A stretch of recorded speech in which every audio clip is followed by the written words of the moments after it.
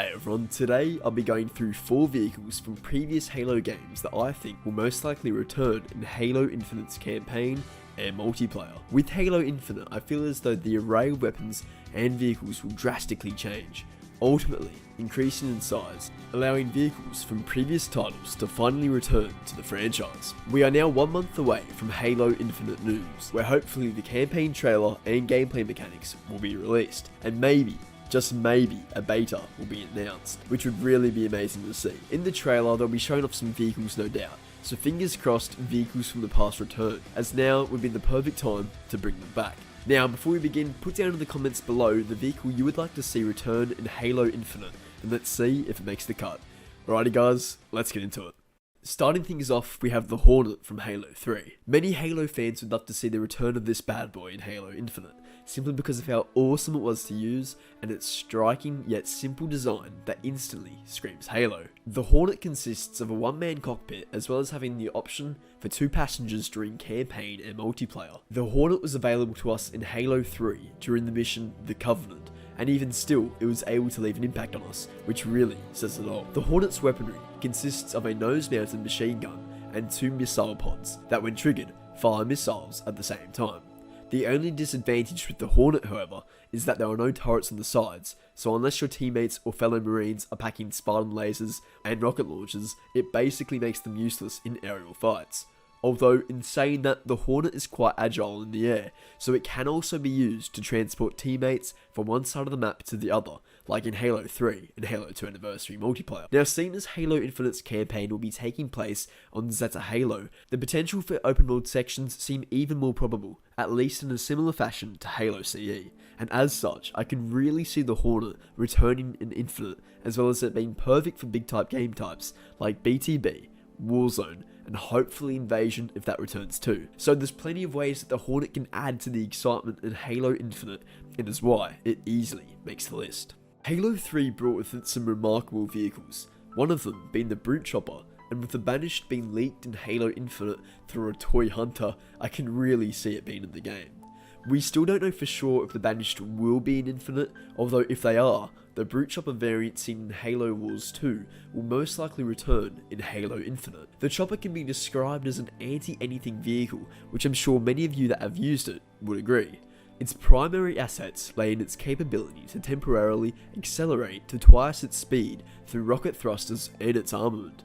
If the Chopper gets brought back for Halo Infinite, not only would it add variety to the vehicle sandbox, but also for multiplayer, as the Chopper would rival the Ghost to some extent, and if 343 introduced multiple variants of the Chopper, that would honestly be pretty exciting. Time will tell if the Banished truly are an enemy for Chief in Infinite, but if they are, the Chopper will certainly return. The Elite Spectre from Halo 2 is an iconic vehicle that is the Sangheili equivalent of the Warthog. Now I know what you're all thinking, do we really need another vehicle that plays like the Warthog? Simple answer is yeah. We do. There are so many ways that the Elite Spectre can add to the mayhem in Halo, and overall improve the vehicle sandbox, especially for a game mode like Invasion. For the campaign, if we are fighting alongside the Elites, I can definitely see the Spectre getting deployed as a vehicle to use. The Spectre features a rear-mounted plasma turret as its primary armament that is not only accurate, but capable of 360-degree firing with the ability to swiftly deplete an enemy's energy shield. It offers 2 seating positions for additional passengers, which adds to the Spectre's firepower. Again, it all sounds very similar to the Warthog, although it has the ability to boost using its gravity boosted propulsion drives to rapidly increase its speed. The Spectre is quite similar to the Ghost, where it can be used to splatter enemies with ease. I think many people would love to see the Spectre return in Halo Infinite. The only thing is that the turret would need a bit more of an upgrade in my personal opinion, or at least have stronger variants, which could be quite interesting to see. It's also worth giving an honourable mention to the Brute Prowler, as the Prowler is a near-perfect Drohane interpretation of the Elite Spectre, which was introduced in Halo 3 alongside the Brute Chopper. Since the Prowler and Spectre are extremely similar in terms of gameplay and design, I can't see both of them returning, although if the Banished are in Infinite, then the Prowler will return. It all just depends on the story of Halo Infinite. The great thing about both of these vehicles though, is that they encourage teamwork, which is something you really don't see much of these days. I'm really hoping the Elite Spectre returns, although I can definitely see the Brute Prowler returning in its place, to go along with the Banished faction. We'll find out more info in July, but I just thought I'd mention the Prowler as well, which is another fan favourite for sure. Last but not least, we have the Falcon from Halo Reach. I think this is the vehicle everyone wants to see back in Halo Infinite, and for good reason. The Falcon from Halo Reach was the literal definition of a flying tank. It had two variants in Halo Reach, those being the attack and support variants. Both models of the Falcon seen in Reach had a chin-mounted autocannon, with its rate of fire being akin to a 5-round burst.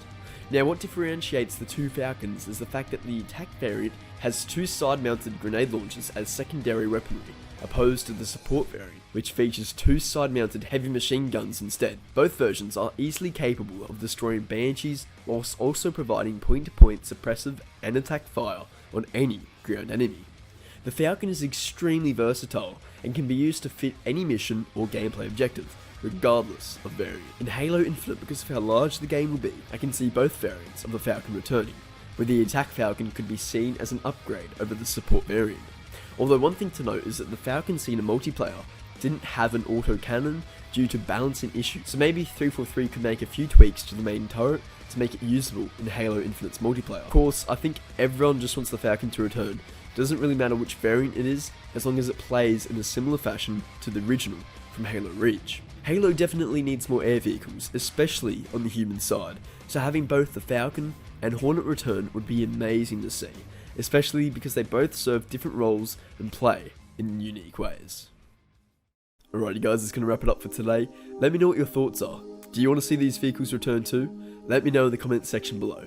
Anyway guys, thanks so much for watching. Please like the video if you enjoyed and subscribe if you want to support me that little bit extra. Thanks guys, have a good one.